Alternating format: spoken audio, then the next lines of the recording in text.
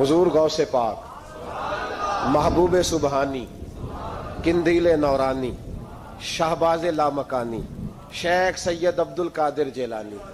गवैया था गौसे आजम के जमाने में, गाने गाता था, तो गौसे आजम उसे समझाते थे कि ये तरीका दुरुस्त नहीं। बातचीत से वो मुखालफत करने लग गया, और लोग जब उनके मुफादात पे ठोकर लगती है तो वो जात पात पे उतर आते हैं। वो कहता है जी देखो मेरे पीछे रश बड़ा, लोग सुनते बड़ा है, तो अब्दुल कादिर तो माज़अल्लाह जलते हैं मुझसे। खैर बड़ी मुखालफत की, बातें टटोल के लाता, खाते कहाँ से है, लंगर कहाँ से आता है, ये क्या है। हुजूर गौसे आजम हंस दिया करते, फरमाते चल ठीक है मौज कर। वक्त गुजरता गया, बूढ़ा हो गया, लोग उसकी आवाज के दीवाने थे। गले की आवाज बड़ा सुरीली थी, वो अब धीमी पड़ गई। वो जो उसे सुनते थे वो किसी और को सुनने लगे। घर में भी जब तक पैसे आते थे तब तक तो घर में भी बड़ी कदर थी। अब जब घर में कुछ न दिया तो बच्चों ने भी निकाल दिया। हालत ये हुई कि कब्रिस्तान जाके बैठ गया।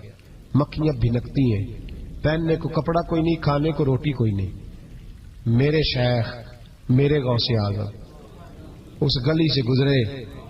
जब गौसे आजम गुजरे तो उसकी हालत देखी तो महबूबे पाक का वो तरीका याद आ गया। सलाम उस पर कि जिसने दुश्मनों को भी कवाएं दी, सलाम उस पर कि जिसने गालियां सुनकर दुआएं दी। तो हुजूर गौसे आजम घर गए, गुलाम को बुलाया, फरमाया 100 दिनार ले जा, उस गवैये को दे आ, बताना ना किसने भेजे, दे के लौट आना। वो कहता मैं गया तो बड़ी बुरी हालत, फटे हुए कपड़े, खस्ता हाली। जाकर के 100 दिनार दिए। मैंने कहा लो। उसने आके खोली तो बुढ़ापे से बुरी हालत, बीमारी, ज़ोफ। कहने लगा किसने भेजे? तो मैंने कहा मुझे पहुंचाने का हुक्म है, बताने का नहीं। तो कहते उसकी आंखों में आंसू आ गए।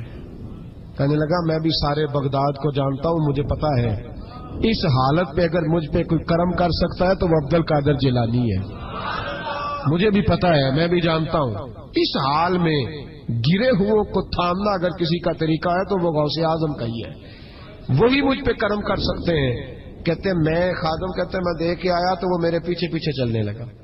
हुजूर गौसे आजम पढ़ा रहे थे तो सामने आके खड़ा हो गया, नजर उठाई आपने, फरमाया मैं क्या खिदमत कर सकता हूं। चीख मारी उसने, रोया, कदमों में गिरा, लगा अब्दुल कादिर तू मेरे नबी का सच्चा वारिस है, तू सच्चा वारिस है नबी पाक सल्लल्लाहु अलैहि वसल्लम का। मैं सारी जिंदगी मुखालफत करता रहा और जब मेरा कोई ना बना तो तू मेरा बन गया। अब मुझे बता कि इस बुढ़ापे में तौबा करूं तो अल्लाह कबूल कर लेगा?